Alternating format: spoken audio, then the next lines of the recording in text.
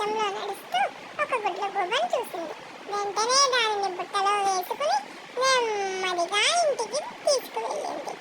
ఇంటికి తీసుకువెళ్ళి తర్వాత దానికి స్నానం చేయించి దానిని తుడిచి కూర్చోపెట్టింది. తరువాత దానికి ఆహారాన్ని తినిపించింది. ఏం పెట్టింది?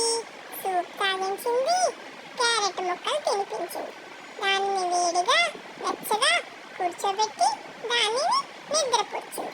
తరువాత సాయంత్రం దానిని ఎన్నో ఆటలు ఆడించింది.